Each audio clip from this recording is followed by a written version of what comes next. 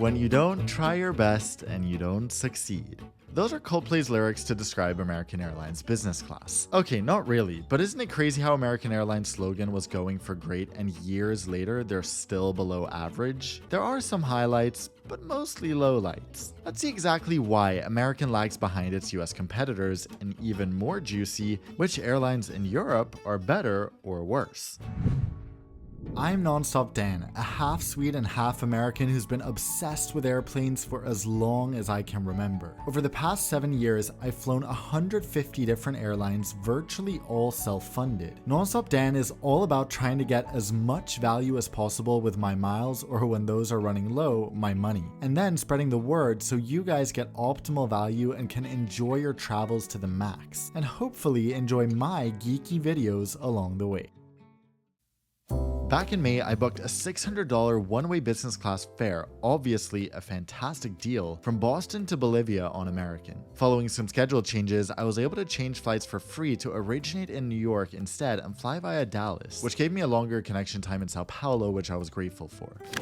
4 months later, Oscar and I were pulling up to the brand new LaGuardia Terminal B. My brain cannot comprehend that this terminal is in the US because it's so nice. We're used to airports being so dilapidated, so dreary, so overcrowded that entering this bright, efficient terminal close to Manhattan feels like it's too good to be true.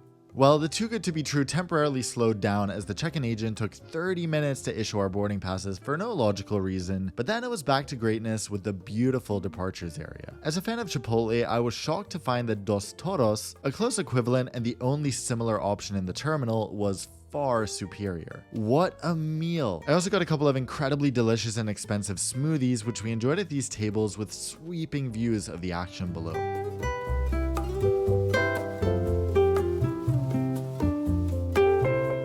After we finished our meals, we headed over to the elevated walkways which boast incredible Manhattan views and headed to our gate to hop on board our American Airlines 737-800 from LaGuardia to Dallas-Fort Worth.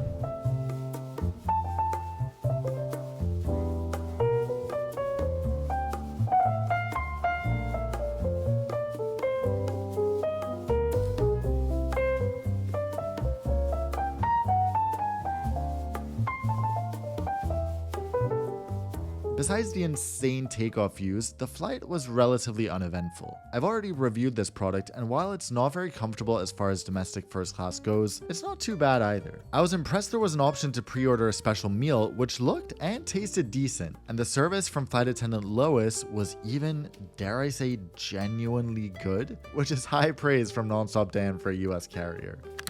Before long, we touched down at Dallas-Fort Worth. This airport has a rather unique layout with multiple little half circles of gates and an air train that takes you between them all. We were lucky to pull into a gate underneath the train. I can't think of another time I've had an airplane gate that's located under another mode of transport. The Skylink, as it's called, is an avgeek's dream, and the journey from the A gates to the D gates, which is the international concourse, provided views of everything from CRJs to 787s.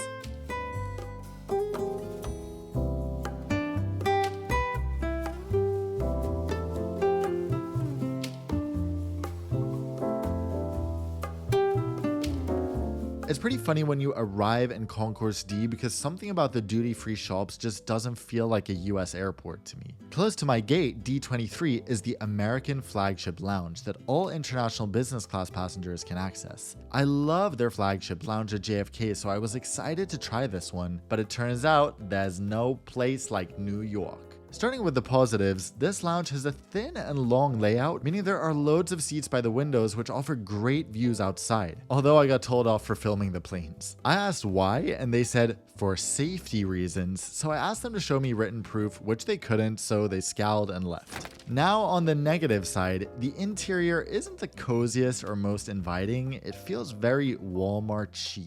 The food selection is also not nearly as good as JFK, at least on this specific day, and everything was very messy. I'd opt for the Capital One lounge next door or even the Centurion lounge next time instead. There's plenty of alcohol at least, so you can drown out the Karens that await you on your next flight. Let's go meet them, shall we?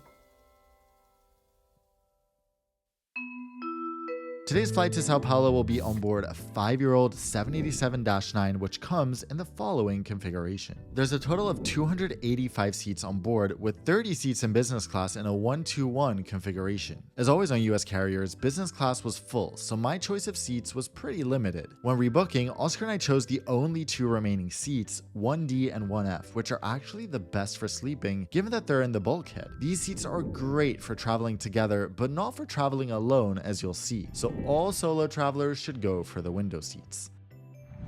Now, welcome on board, guys. Before I show you around, I want to thank Athletic Greens for sponsoring today's video. Before you skip this, ask yourself, are you sure you've covered all your essential vitamins and minerals for today with your diet alone? If you're like me and constantly on the road, I know it's impossible to eat a varied and healthy enough diet to get what you need every day. That's why I drink one of these travel pouches of AG1 by Athletic Greens daily during my travels and take a daily scoop at home. AG1 supports my immunity and gut health, giving me 75 different plant-based ingredients, including vitamins, minerals, superfoods, probiotics, and adaptogens. Can you think of an easier way to get so much goodness in 8 ounces of water? AG1 is available in the US, Canada, and Europe and has no GMOs, no herbicides or pesticides, no artificial colors, flavors, preservatives, or sweeteners, and still somehow tastes good. Click that link at the top of the description or go to athleticgreens.com/nonstopdan to get a free 1-year supply of immune-supporting vitamin D3 plus K2 and 5 free travel packs with your first purchase.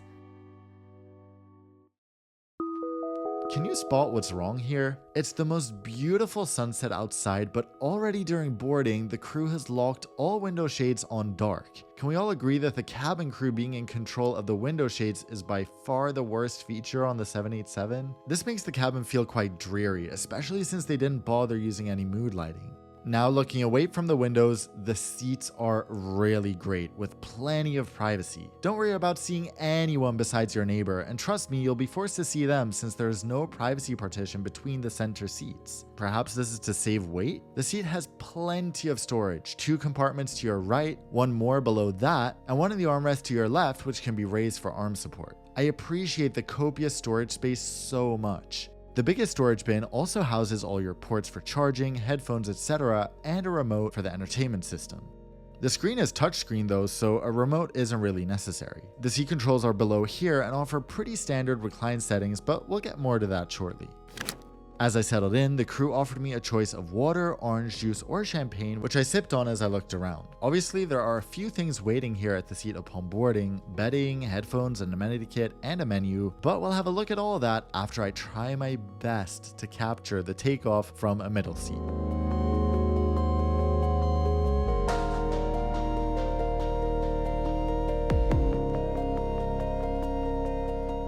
What an evening in Dallas. This is my last chance to remind you that I'm running a giveaway for a free Qatar Airways business class flight to celebrate 500,000 subs. There's barely any time left. The giveaway runs until October 15th, but if you're subscribed to my channel and follow me on Instagram, you can enter at the link in the description, and it will also be in a pinned comment.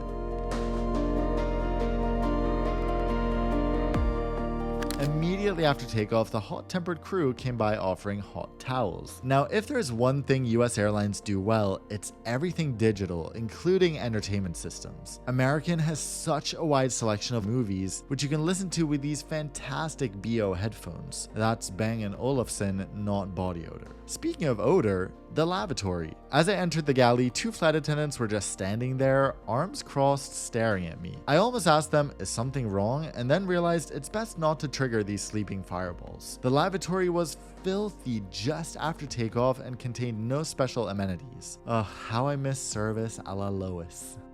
Back at seat 1D, the favorite seat among One Direction fans naturally, Karen was setting up my tray table. I love that the table allows you to revisit the dirty bathroom at any point during eating or working since it moves back and forth. The menu for tonight's flight was traditionally American Airlines with no selection of appetizer but 4 choices for mains. The drink menu was quite good too. Meal service on American is quite the event, if by event you mean luxury meal day in prison. No, it's not that bad, and various elements of the meal have been upgraded for long haul. The salad is significantly more fresh on this flight, and if you order a special meal like I did, you get a side of hummus, which you don't get domestically. The main course was the exact same as on my previous flight, and tasted as relatively good as the previous one did, especially when adding a little salt and pepper. On overnight flights like this, it's nice when the meal is served and everything is over with quickly, especially when the food is hardly something to email the Michelin guide about. And this meal was done very fast, so the crew deserves some credit for that. When it comes time to sleep, the Amenity kit from Shinola will come in handy. The outside isn't wow, but the contents are really great. They even give you a pen so you can write a complaint to the manager. The best part by far about American Airlines business class is the bed, in my opinion. The seat reclines into a fully flat bed with a plush Casper duvet cover and a really nice fluffy pillow that's almost the same as the one on British Airways. As usual on US carriers, there are individual air vents allowing you to find the perfect temperature for beauty sleep. Now good night, lovely people. Stay tuned for the breakfast. After about 6.5 hours of as comfortable sleep as you'll get on a plane, I woke up with Karen staring down at me like a cat staring down at a frightened mouse. What a way to wake up. She served me this plate of what looked like overcooked brown rice. Turns out it was steel-cut oatmeal, and honestly, I don't even usually like oatmeal, but these toppings? I gotta give it to Karen. She makes a good oatmeal, what can I say? Since I was sitting by the bulkhead, I was right by the snack bar, which was still set up from the night. Here you can take pretty much as many snacks as you want, from sweet to salty, which can get pretty dangerous. On an overnight flight, it's unlikely you'll need Wi-Fi, but if you do, it's worth noting that American Airlines passengers can purchase a full flight pass for just $19 with unlimited data. That's a great price for a 10-hour flight. Even a flight this long feels pretty fast in business class, and before I knew it, we were landing in Sao Paulo.